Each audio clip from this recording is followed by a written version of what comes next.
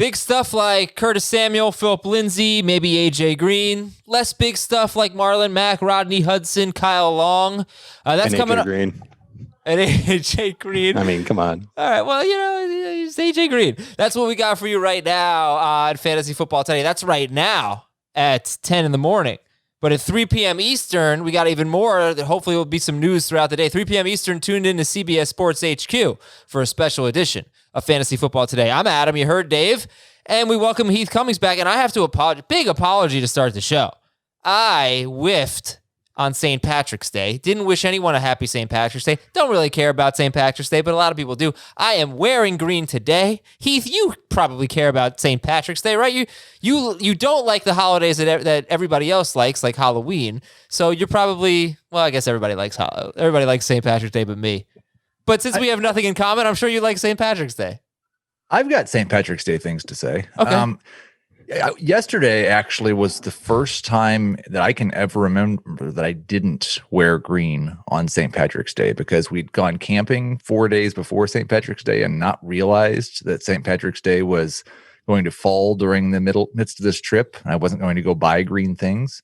But yeah, I definitely had people ask me my first couple of years at CBS, so you always wear green on St. Patrick's Day? Because nobody in South Florida participates in St. Patrick's Day at all, other than going and drinking beer, which I like as well. But please don't put something in it to make it green. Like, let's just drink good beer instead of green beer.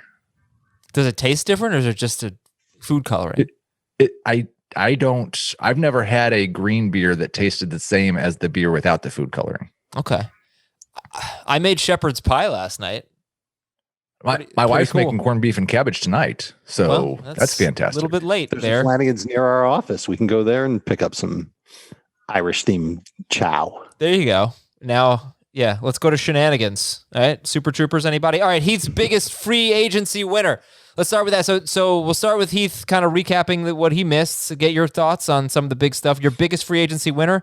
Then we'll talk about the news from yesterday and this morning, as looks like Philip Lindsay will not be on Denver next year. That's pretty big news. And we are going to hear from I will read what our listeners had to say about their free agency winners. We also have your Apple Podcast questions later on in the show. Heath, biggest free agency winner so far. I've got two answers. In terms of how the meme, how it started versus how it's going, I think Ryan Fitzpatrick has to be the biggest winner, because he was not someone that I expected to be a top 30 quarterback. And as of right now, I think you'd have to pretty solidly look at him as a top 20 guy and maybe a borderline streamable starter with a decent set of weapons and probably a high volume pass offense. I've currently got him 16th in my projections, which is an enormous leap from where he was. In terms of like someone who actually really matters, I've got Aaron Jones as now a top 5 running back in both formats. He'll still have to share, and he's going to share with A.J. Dillon, and who knows, Dillon may even be better as a runner than Jamal Williams was, but I can expect they're going to continue to throw the ball to their running backs a lot, like they have ever since this regime got there. And A.J. Dillon is not the complement that Jamal Williams is in the passing game. So while I don't really think there will be an increase in carries for Aaron Jones, I do expect, as they're currently constructed, there would be an increase in targets. And that could make him, like, if the touchdowns keep up, he might challenge for number 2 at running back. Couldn't the touchdowns come down because Dillon is the more physical presence that they could use in short yardage? Talked about this earlier this week, that Jones doesn't have a bad conversion rate on short yardage plays, but last year Dillon, and we know he did it at Boston College, but last year he had 6 plays of 3 yards or closer to go, converted on 5 of them. Definitely a better bully at the goal line if the Packers decide to go that way over Jones. Like, I think that's I understand why you're saying that, and he has the better profile. It's hard for me to say that the guy who scored 36 touchdowns over the last 2 seasons, the second year back with 50 career carries, is definitely a better scoring option. Like, Jones has been awesome at scoring touchdowns. Right. And it hasn't necessarily all been short yardage goal line. He's had some of them. I could look up the numbers if you really wanted to hear him again, but it's still somebody who will take 10 to 12 touches per game. I agree with you on the catches. I think that absolutely helps Aaron Jones' profile, and I think he is a first-round pick. I'm just a little worried that he won't get every single one of those touchdowns, just like he didn't get it with Williams. But Williams wasn't great in that role. He might have been the worst of the three, percentage-wise. Okay, so Ryan Fitzpatrick and Aaron Jones. Aaron Jones, would you rather have Aaron Jones or Marlon Mack or Jonathan Taylor? I think I would take Jones now. I'll take Taylor. You're saying you take Jones now because he's back with Green Bay and Jamal Williams won't be, or you take Jones now because of Marlon Mack signing yesterday? I did downgrade Taylor just a little bit with Marlon Mack coming back. But mostly I just gave him the Jordan Wilkins workload that I had projected already. It wasn't much. It's more of an upgrade for Jones, but they weren't that far apart for me in the first place. Remember, I mean, we were talking about, is Jonathan Taylor a top 5 pick? And I was saying for me, he was a low end top 10 running back. Well, that's the range Jones was in my rankings already. I moved him up a little. I moved Taylor down a little. Okay. How about Ryan Fitzpatrick? Ryan Fitzpatrick. So going back to the end of 2019 and then into 2020, Ryan Fitzpatrick has scored 20 or more fantasy points in 6-point per passing touchdown leagues in 9 of his last 13 games. 11 of his last 13 games. He scored 23 or more points in 9 of his last 13 games. So he's been really, really good. And he was on a team that threw 600 times last year, which was curious because they didn't have a good passing game and they did have a good defense and they ran the ball pretty well and they still threw all the time. McLaurin, Curtis Samuel, Logan Thomas, McKissick, and Gibson out of the backfield. It's really not that bad. So would you rather have him? Or, I talked about this with Jamie yesterday. Ryan Tannehill or Ryan Fitzpatrick? Currently, I've got Tannehill one spot ahead of Fitzpatrick in the projections, but it's basically a coin flip. I think it's interesting. Like, you can look at Ryan Fitzpatrick over the past 3 years, because it was really 2018 in Tampa Bay when he kind of took his game to a new level, I suppose, at 36 years old. But he has a 16-game average of 3,993 yards and 25 touchdowns. And like a fourth of the games that he's played in that stretch have been partial games. Right.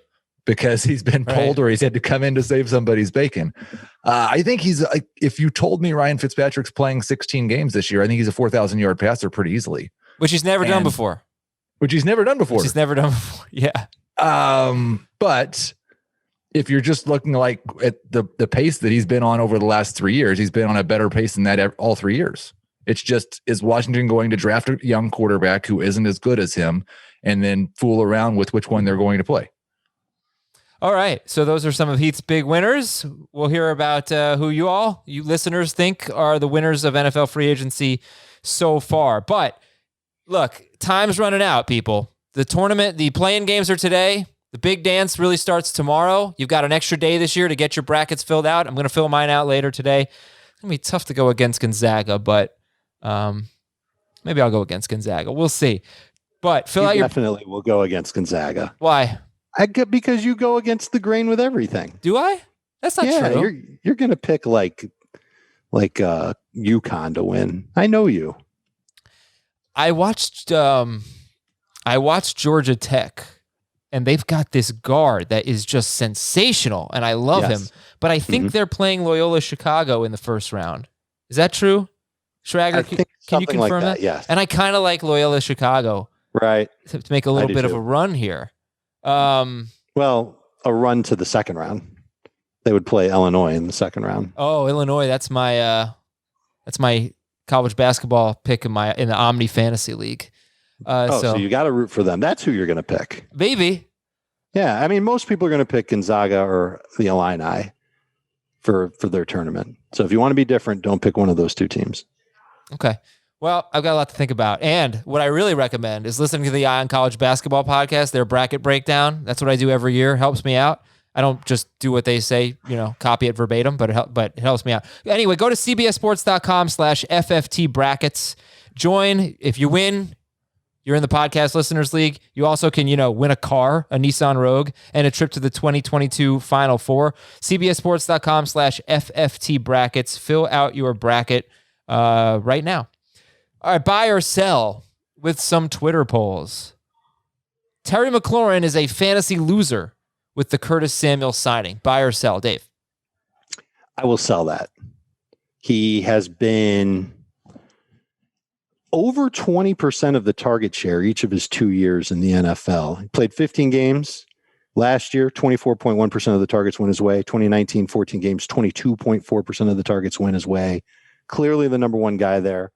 Curtis Samuel is going to take work away from other pass catchers in that offense. I don't think this is good at all for Logan Thomas, J.D. McKissick, the Sims duo. I think it's going to be just fine for McLaurin. And who's the quarterback again?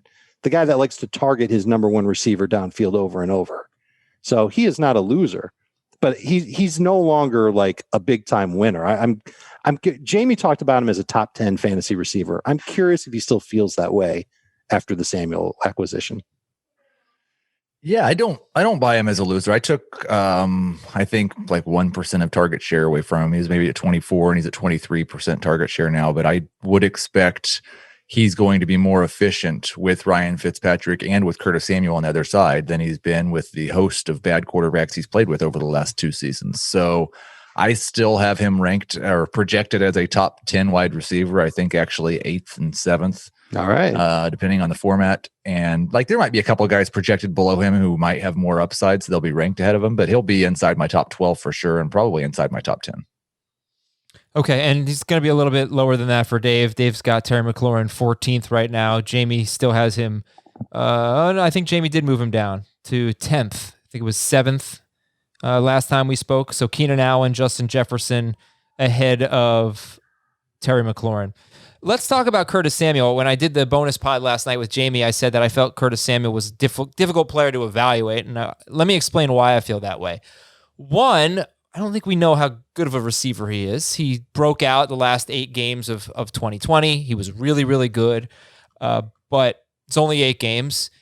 But he's not a guy who didn't have some hype. Remember going back into 2019, a lot of people thought he was going to be the big breakout wide receiver, and it didn't happen. His 2nd-round draft pick, so maybe it's just his time. Maybe he just needs a better situation, better quarterback play.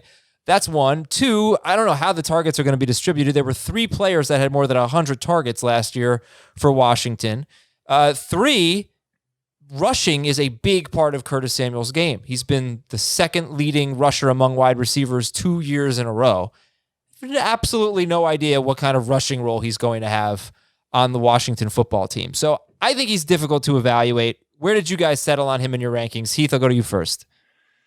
A high-end number 3 or borderline number 2. I don't necessarily disagree with any of the points that you made. I think that there's some similarity there between the second half breakout we saw 2 years ago from Devontae Parker after several years of not living up to expectations and what we got from Curtis Samuel last year, although Samuel's breakout wasn't quite as good. But he's also still just going into his age 25 season this year. So the fact that he's played 4 years hides a little bit the fact that he was pretty young when he came into the league. I didn't really ding Logan Thomas's projected targets too much, but I've basically got it around 140 for McLaurin, 120 for Samuel, 110 for Thomas, and then 120 combined for Gibson and McKissick. I do think that the combination of Fitzpatrick and adding a second talented wide receiver is probably going to lead to fewer targets for the running backs. Yeah. But that's kind of been a feature of the offense the past 2 years when Scott Turner and Ron Rivera have been together, is just dump off. And after year 1, we thought, well, yeah, it was Christian McCaffrey. Last year, they were doing it to J.D. McKissick. Maybe it was just a lack of talent at wide receiver, but I think he's a difficult player to evaluate, and that's why he's best served in that high-end number 3 wide receiver range. Feel 100% the same way, and now you're going to see a merry-go-round of guys that are going to catch passes without necessarily lining up where you see a running back line up. They could do it. They can catch a pass in the flat or a screen. Basically a quick pass that a coach might call an extended run play. Gibson can do it. McKissick can do it. And I think Curtis Samuel has proven not just last year, but in his prior years in Carolina, when Ron Rivera was there, when Scott Turner was there, that he could do that too. So he's going to be used in a bunch of different ways. That's going to take work away from everybody else. I agree with Heath. I think he's a low-end number 3 receiver. Maybe one that you kind of target like in that round 7-ish range. And that's where we were on him once upon a time, a couple of years ago. We were really excited about him. And he scored 7 touchdowns. Actually, he scored 7 touchdowns in 2019 and 2018. And he just didn't have a lot of touches. We're hoping now that he can get to what'd you say, Heath? How many targets did you have for Curtis Samuel? 120. I'd be surprised if he got to 120 targets. I wouldn't be surprised if you combine his targets and his carries that he got to right about that number. So he'll be productive. And we know him to be a red zone threat. I think last 2 years, 12 touchdowns. One of the touchdowns came outside of the red zone. So, I mean, that's where they're going to use him. And they'll have him occasionally as a big play threat. But he's a short area gadget type guy who can be useful with the ball in his hands 4 or 5 times a game. I can't remember what I said on the podcast last night, but one thing that I liked about Curtis Samuel was that he has had, in his last 3 seasons, a very pretty consistent yards per catch with 3 very different ADOTs. He's been downfield, like his ADOT the last 3 seasons, 11.9, 14.6, 7.3. And his yards per catch, 12.7, 11.6, 11.1. So he's been versatile. He's been using different roles, and he's produced somewhat similarly. The catch rates haven't been the same, but the yards per catch has been YPC for life. Okay, next up. Adam, remember who his coaches were in the 2 years where that ADOT was high? So his coaches it was right. It was the Wash. Right. It was Ron Rivera. No, yeah, no. I just meant not Turner one of those years, right? Yes. I just meant he had done different things. Okay. Real quick, Curtis Samuel or DJ Chark with Marvin Jones in Jacksonville? DJ Chark or Curtis Samuel? I'm slamming Sammy. Yeah, where is Chark? Right. I mean, I've got him still in Jacksonville right now, but he's a more of a low end number 3, and I'll take Samuel over him. Yeah, you saw that rumor that he might be traded. All right, buy or sell. Jonathan Taylor should not be a first-round pick in PPR now with Marlon Mack back. Sell the hell out of that.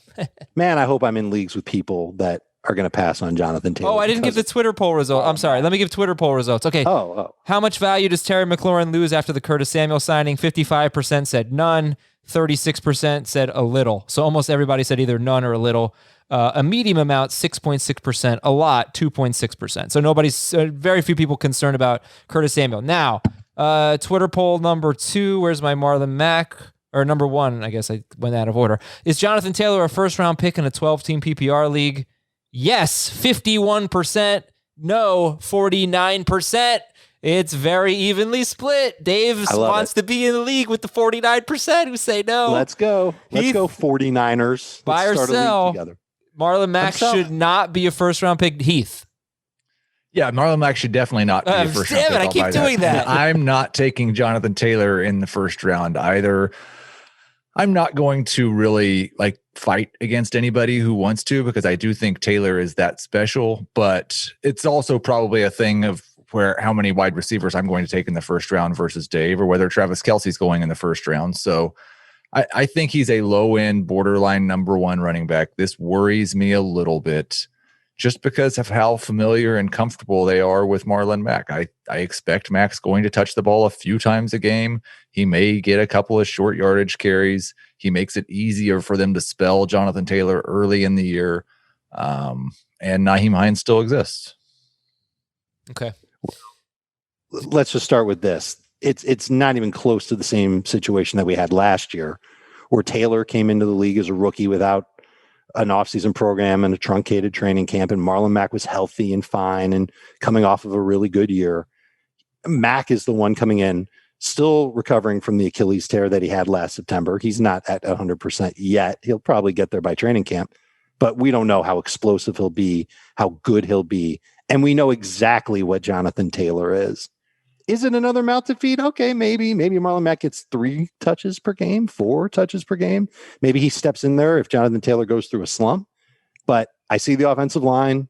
I see the way that this team wants to be balanced. I see Jonathan Taylor as a tour de force in the backfield. There's so much upside with him that I can't get away from him as a first-round pick. Cannot do it. I don't think I've really mentioned this all offseason.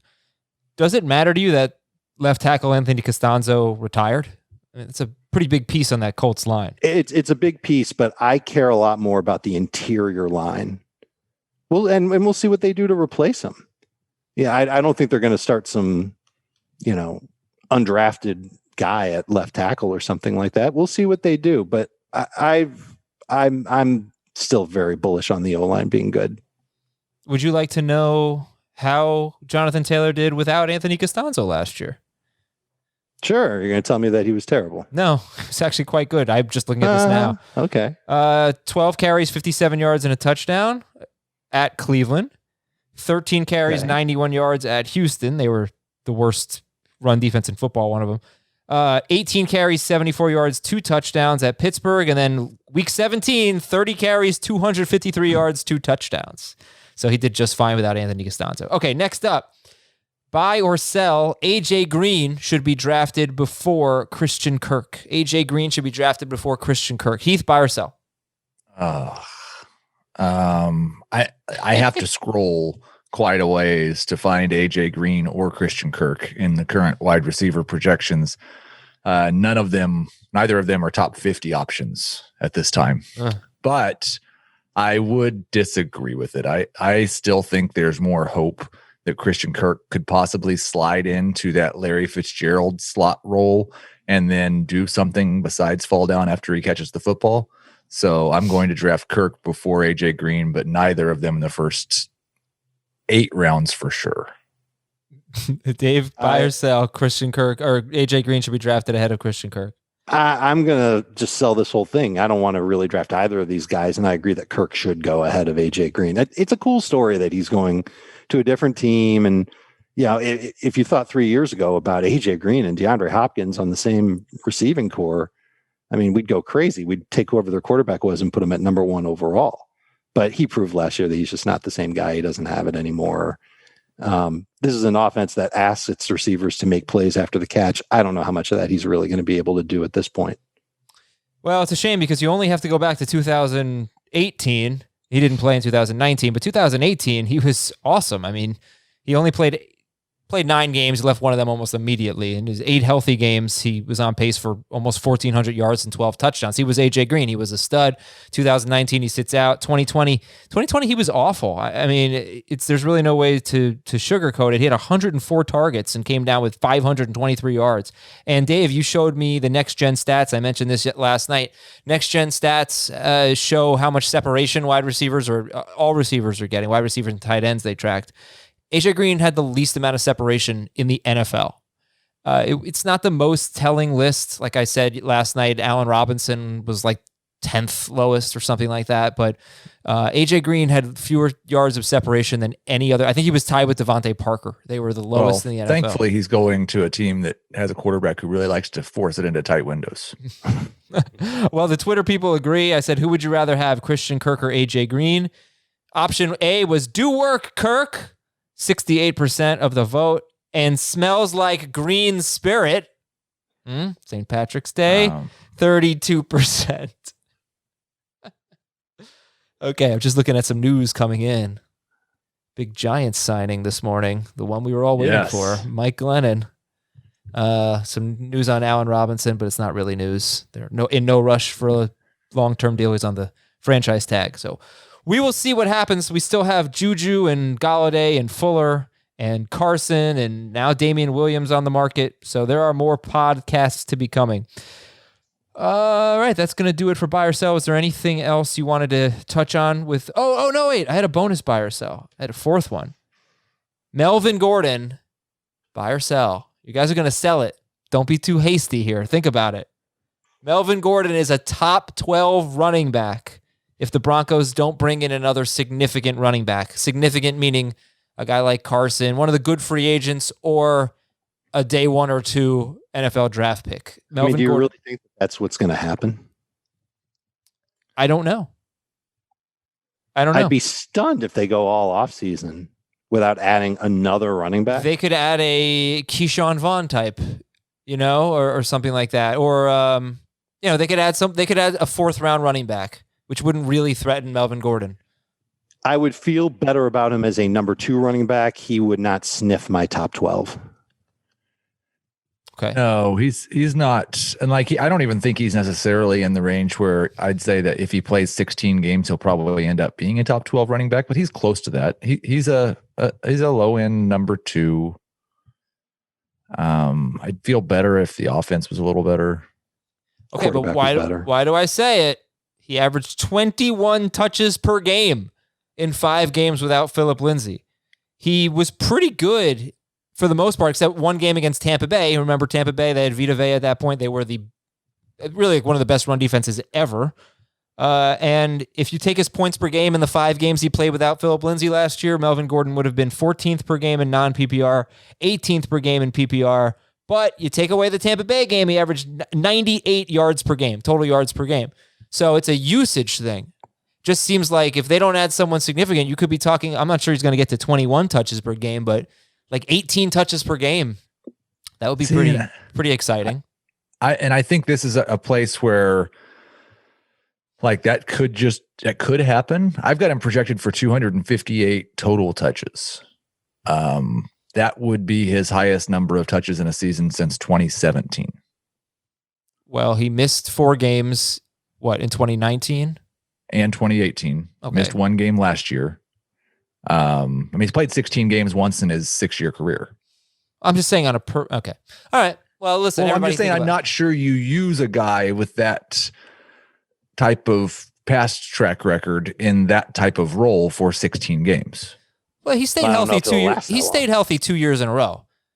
Because in 2019 he held out, and last year he missed 1 game. But he stayed healthy without that type of workload for a full season. That's true. So a year ago at this time, the Broncos signed Melvin Gordon, and we were like, "What are they doing? They've got Philip Lindsay. What is the meaning of this?" And now, if they're letting Philip Lindsay walk, they could go right back to this very deep free agent running back group, find somebody cheap, and have a 2-headed monster. I mean, look, I don't want to speak it into existence, but maybe they sign somebody whose name rhymes with Kames Johnner, and now all of a sudden it's a swampy backfield for fantasy. I think a great situation would be if Pat Shurmur worked with Wayne Gallman in New York, right? And Gallman's a free agent. Maybe Gallman signs a cheap deal, and that would be great. That would be great for Melvin Gordon. That's what needs to. Yeah, I agree. But that's what needs to happen to make Melvin Gordon turn into a running back where we go, okay, maybe I could see myself drafting him. Because right now I feel like there's a lot of people who might recognize what he did last year and still not feel good drafting him. Yeah, but so what you're saying is what Melvin Gordon needs is. Go, man. It's been a while. Let's take a break on Fantasy Football Today. More news and notes when we come back. Big-time offensive line news to talk about and your free agency winners. We'll be right back. Welcome back to Fantasy Football Today. It's time for news and notes. Deshaun Watson, this is not good. He's facing 2 lawsuits alleging inappropriate conduct during massages. He is denying it.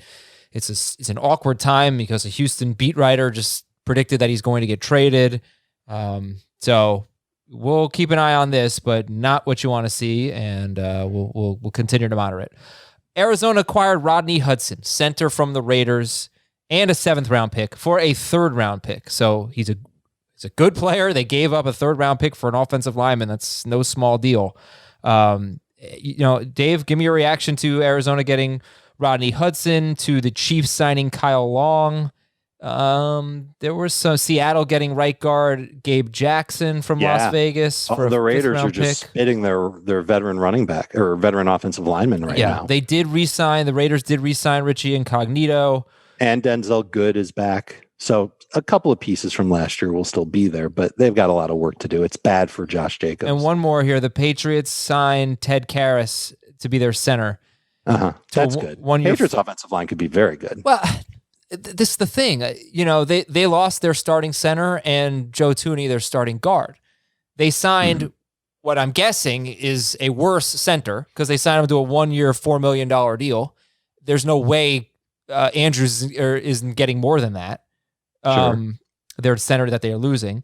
And they're left. The tackle they just brought back, Trent Brown. I've been reading very conflicting stuff about how good or how bad he is, and he's had trouble staying healthy, although it's been a little bit fluky. But I don't know that they're better than they were last year. They're just different. The Cardinals getting Hudson feels like huge news. Yes, it is. Okay, so give me your offensive line breakdown right now in free agency. With Hudson going to Arizona, that's going to help them shore up blitzers trying to get to Kyler Murray through the A gaps. right? So the big defensive tackles, linebackers that are fast, that are willing to go between the hog mollies up front to try and shut down Kyler Murray, keep him from escaping through the middle of the line. That's what that's for. And they're building a pretty good offensive line. It used to be a weakness. Now it's looking to be a strength. I like it for them. I like what Seattle has done with Gabe Jackson. I think he's a terrific offensive lineman as well. They need help there. And then Kansas City is really the one that I think we should talk about because Tooney went there. He's awesome. And if Kyle Long can find that form from 2018 and before, I mean, that is a huge boon to Kansas City's offense. And he might even be able to play right tackle, which would be just incredible for them. Well, they don't need a guard, right? I mean, they've got Duvernay really Tardif. Depends.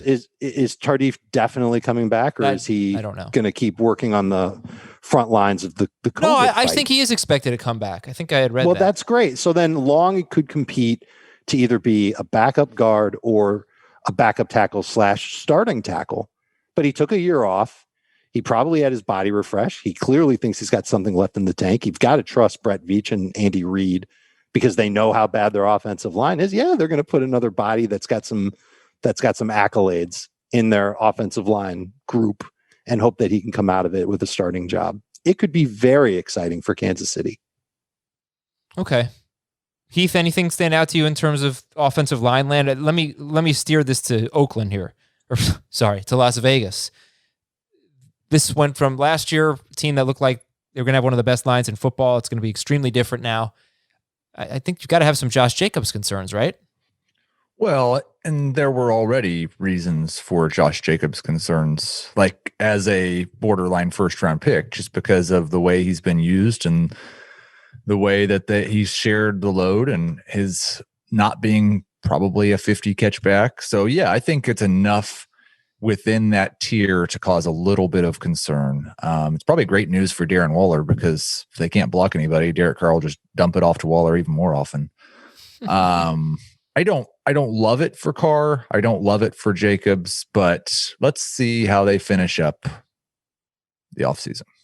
Okay. Other news.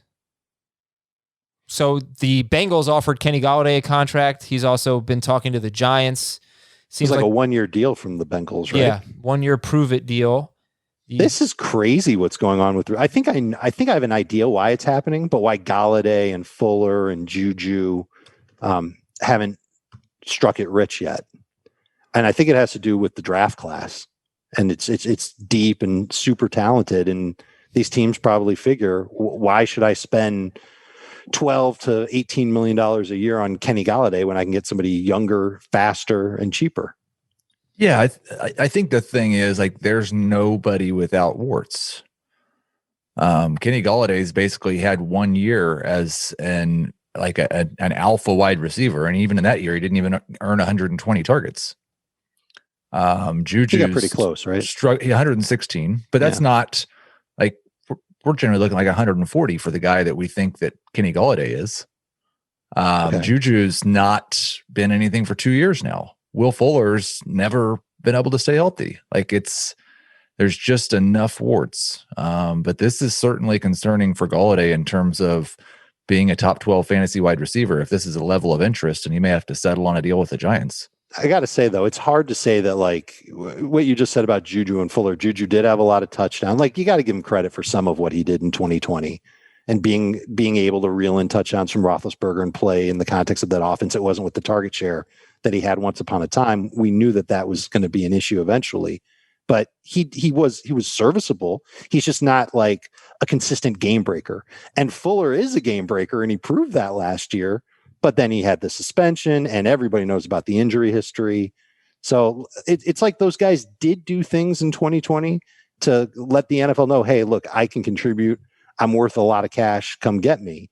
But it's like the teams recognize, well, we could come get you, but your price is too high, and I can go get Jamar Chase or Jalen Waddle in April and have to pay them half as much. Will Fuller, if you think yards per target is a valuable stat, Will Fuller is the best wide receiver in football. I mean, his last 3 seasons, he has averaged 10.7 yards per target over his last 3 seasons. Devontae Adams just averaged a career high 9.2 yards per target, and Fuller in his last 3 has been 10.7. Tyreek Hill in his career is his last 4 seasons is 10.3. Fuller in his last 3 is 10.7. I mentioned this about Corey Davis. 5 wide receivers last year averaged 15 yards per catch and caught 70% or more of their targets. Will Fuller was at the top of the list. Rashard Higgins, Justin Jefferson, Corey Davis, and Julio Jones were the other 4. But go ahead. Yeah.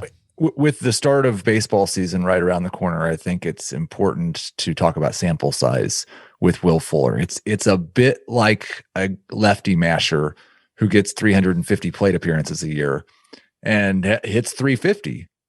But until you've seen the guy do it over a full season facing the full level of competition, you don't really know. We kind of got that from Will Fuller last year. I think he answered that. I think he answered the question. He was a top 10 receiver per game.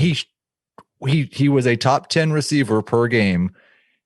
But again, we don't know if he can play 16 games. And he was doing that efficiency was on 6.5 targets per game. Like he was on pace for 118, 115 targets. Yeah. But he still has been really productive. Yes, he's been really productive. I'm not saying like he's super explosive. I thought you went too far when you said if you like yards per target, then Will Fuller's the best wide receiver in the game, because averaging 10 yards per target over 70 targets per season is not really comparable to someone who's 3 seasons. His last 3 seasons is averaging 10.7 yards per target. That's got to mean something. He's awesome. It means he gets. I do not think Will Fuller is the best wide receiver in football. I was sorry if the sarcasm didn't hit there. But right, well, he's averaging 4.5 catches per game over that stretch, and he's playing with Deshaun Watson and 2/3 of it with DeAndre Hopkins on the other side. That could be the one other thing. Is Will Fuller in a holding pattern because he wants to play with Deshaun Watson?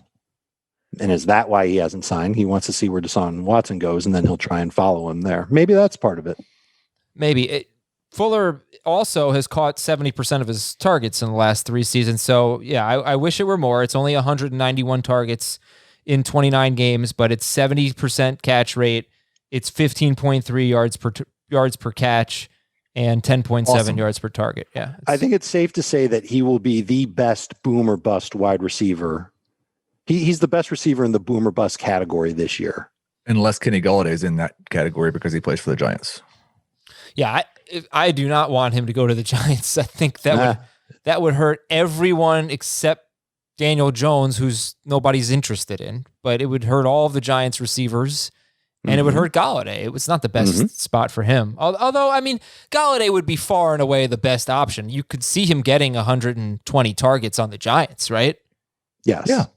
Yeah. Can you see him getting 11 touchdowns on the Giants? Well, how many they threw for 12 last year or something like that? I mean, that's why. But 2 years ago, a lot more. He might get to 120 targets, and he might get you 1,200 yards on those targets, but he might only get you 5 touchdowns. I would think that. Look, Daniel Jones threw a lot of touchdowns in his rookie year, so it's just the problem is they're such a run-heavy, ground and pound type of team. That's their goal. That's what they want to be. So that's why I don't want Golladay to go there. Right.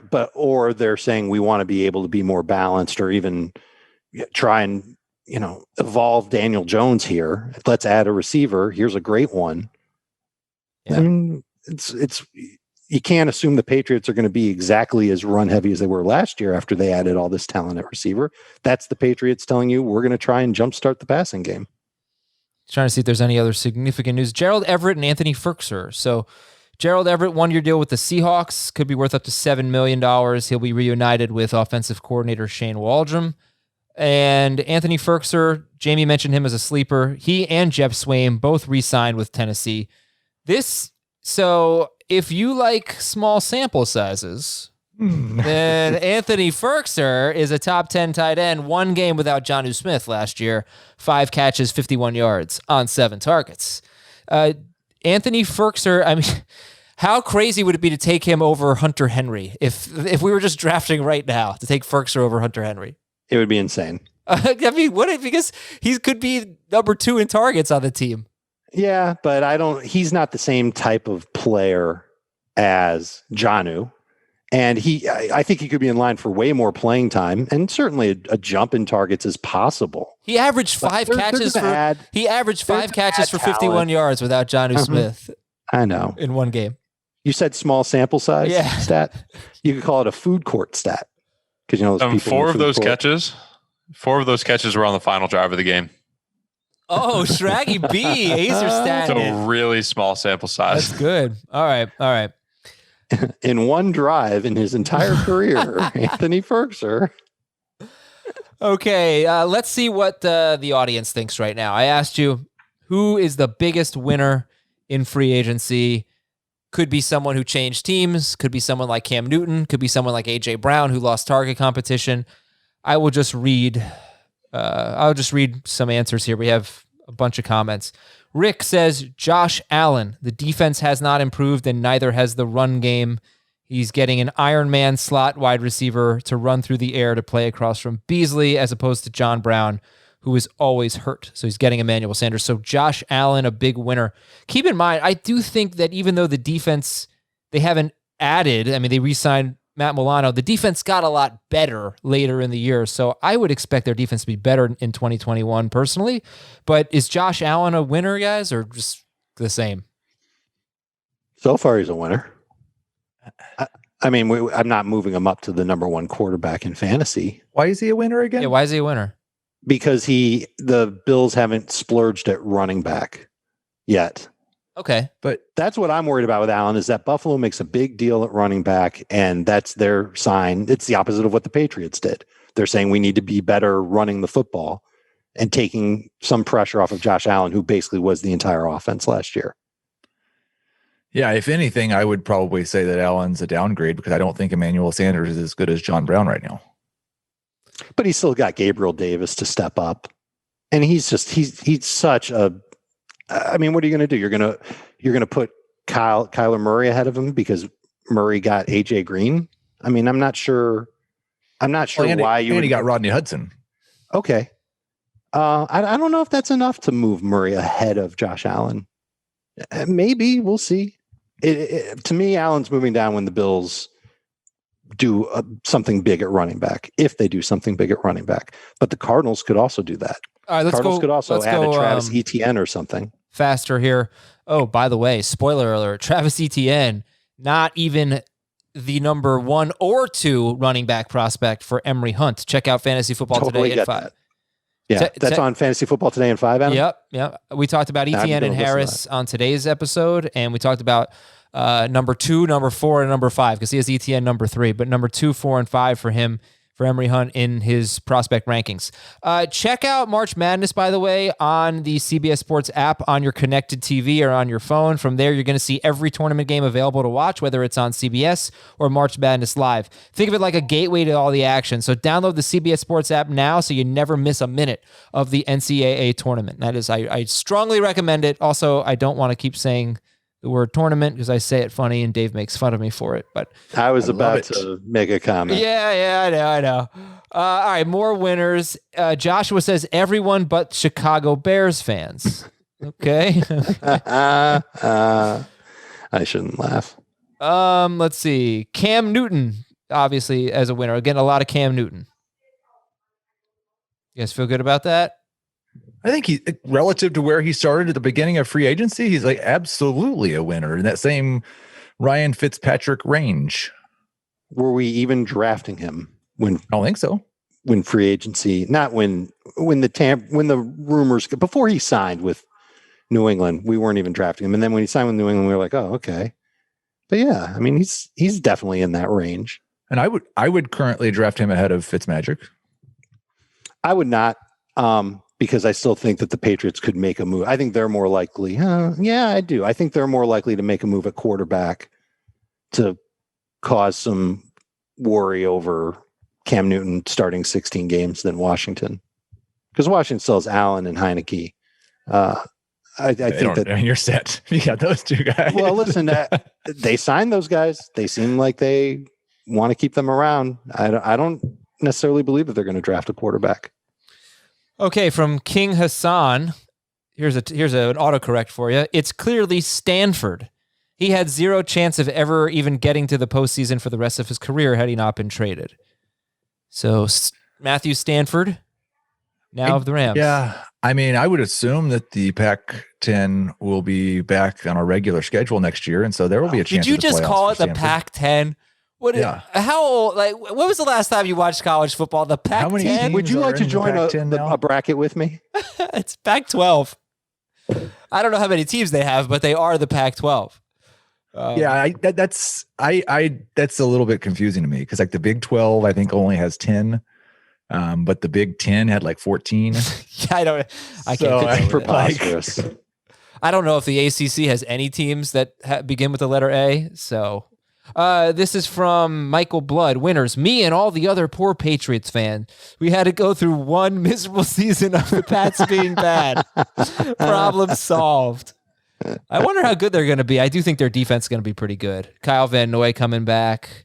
Patrick Chung retiring, but between the opt-ins and the defensive upgrades, I think that they're going to be the most boring team in football. But they'll win games. They'll win. They're going to be an unpredictable team. When I wrote the story on Hunter Henry, I said, you know how like they always have a running back situation that you can't quite trust because it's so unpredictable. Now imagine that with the entire offense, because they've got guys that they can play matchups with week in and week out. And it's perfect for them. What they're doing is great, but it's going to suck for us. Okay, yeah. Okay, so how about from Matt Johnson, William Jackson? Can't wait to see Washington football team competing with the D. Yeah, so they signed one of the top cornerbacks on the market. So just want to give a thumbs up. Good call there. Some fantasy relevant stuff. Matt Costanzo says James Robinson, biggest winner. So far. Yeah. Carlos Hyde seems like a very adequate backup for James Robinson, but not much more. So if we could get through April in this same situation, you'd feel great about it. Dustin Dietz says, Trevor Lawrence? No. You added Marvin Jones. I like Marvin Jones. Oh, I do too. Oh, he's a draftable bench receiver for sure. But like their current starting tight end is now, what's his name? Oliver? No, they traded him to the Ravens. They traded who? They traded the Ravens? Josh Oliver, right? They did? I believe Josh Oliver was traded to the Ravens. How did I not know that? And I believe I think O'Shaughnessy is the only one left. Hennessy. They signed a free agent tight end, Chris Manhertz. I see that they still have Oliver on the roster. Yeah, Hennessy. They may have had a dream about Josh Oliver being traded. Yeah, it's O'Shaughnessy. Hennessy is from one of my favorite Key and Peele bits. You ever seen that one with substitute teacher? Yeah, it's amazing. Okay, so 15 hours ago, Ian Rappaport tweeted the Jaguars are trading Josh Oliver to the Ravens for a conditional draft pick. Okay. I didn't catch that. I wasn't online 15 Ian hours Rappaport ago. also said the Jets have had conversations with Juju Smith-Schuster. All right, more winners. Darren says T. Higgins is going to be a beast this year. Yeah, I think we all knew A.J. Green wasn't going to be back, so he's not a loser, that's for sure. But not if they sign Kenny Golladay, probably. Right. Isn't that a sign? That's true. That's a kind of a freak out sign that they are in the market for a receiver, and anybody that they bring in that's high profile would obviously hurt the upside of T. Higgins. We are getting so many people are answering with Terry McLaurin or Ryan Fitzpatrick. So the Fitzpatrick to McLaurin stack getting a lot of love. Washington football team getting a lot of love. Who do you guys think is gonna win the NFC East as of right now? I think Washington has the best chance with Dallas right behind them. I think I'd go Dallas with the best chance with Washington right behind them. It's a 2-horse race, and it'll be very interesting. I just figure Washington's defense will be better. I feel confident that a team from the NFC East is going to win more games than they lose this year. There you go. That okay. I agree with too. Greg says, thinking outside the box, how about Jamison Crowder in a contract year? The addition of Corey Davis puts Crowder back in his traditional number 2 role as the slot guy, should see plenty of targets. If the offense is predicated on the slot like it was last year, then sure, that's possible. And if Crowder is actually on the roster to begin the 21 season. Okay, I'm not excited about any Jets right now. I think this is sorry, Jamie. This is the best one for me. Might be my biggest winner. Clyde Edwards-Helaire, Colin Bassett suggesting CEH, and AJ Brown, also a lot of votes for him. But I think it's huge for Clyde Edwards-Helaire that Damian Williams was released. I think it helps. And the offensive line being rebuilt helps. Well, I mean, right now we think the offensive line's still worse than it was last year, right? No, I think just by the addition of Tooney coming in, that helps the offensive line strengthen from where it was at the end of last year. Tackles, they got to do something about that too. But before free agency started, that line was a disaster. Now they're I want to clarify. It's much better than where it was before free agency started. I was saying over the course of what it was last year versus what it currently looks like. Okay, it is worse. Yeah, they need tackles. I mean, they're going to be a lot better at guard. They're going to be a lot better at guard, but they're currently much worse at tackle. And they don't have a center yet either, right? Yes, I think they do have a center. I was just reading. Hold on. I only know this because I was just reading about Duvernay Tardif when we brought him up. So I think they have a center. But I mean, technically they have a center. Andrew center? Wiley, is he a guard for them? Yeah, I can't profess to know the Chiefs' offensive line that well. I think that's really Heath's job. The Chiefs have made an offer to Austin Ryder, who was their center last year, but he has not accepted the offer yet. Okay. And then there is the show additional replies, including those that may contain offensive content. Well, I gotta show. I mean, I gotta see what people are saying, right? Ryan Fitzpatrick. That's the offensive content. What? Okay. Yeah. All right. So a lot of Washington love right now, and I get it. Makes sense. To the Apple Podcast questions. This is from Clint. Clint's in a keeper league, standard scoring. I get to keep 2 of these with my final 2 rounds.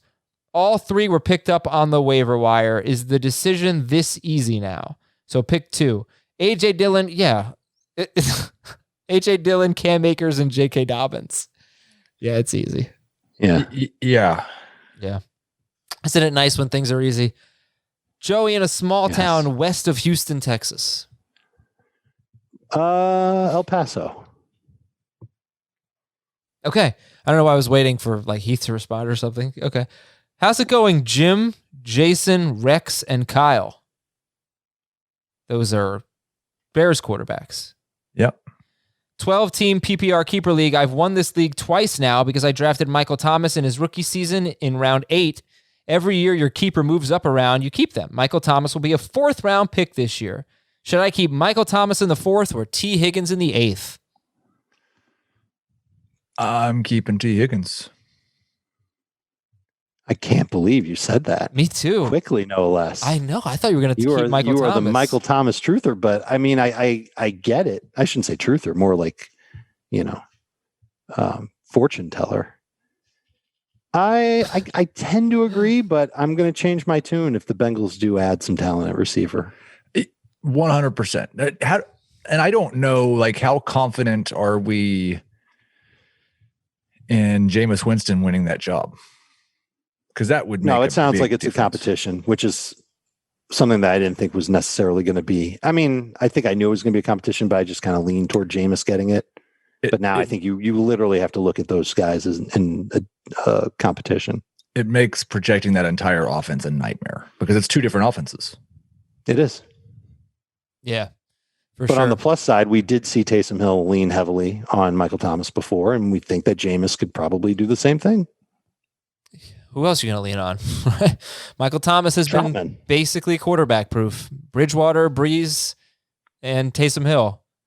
Did not catch a touchdown with Taysom. He didn't catch a touchdown all year, did he? Michael Thomas? 0 touchdowns. Yeah, he didn't catch a touchdown with Taysom Hill, but he had a lot of catches. Okay, that's it for Fantasy Football Today. Thank you guys, everybody. We have a lot of great free agents still yet to sign, so we'll be back soon. And make sure you watch our video show today on CBS Sports HQ, 3 p.m. Eastern. We'll tell you our favorite destinations for some of the free agents that are still out there, our biggest winners and losers, and a lot more. For Dave Richard and Heath Cummings and Ben Schrager, I'm Adam Azer. Thanks for listening. Talk to you soon. Want more of the Fantasy Football Today podcast and nonstop year-round fantasy advice? It's simple. Hit the subscribe button and hang with us all throughout the year.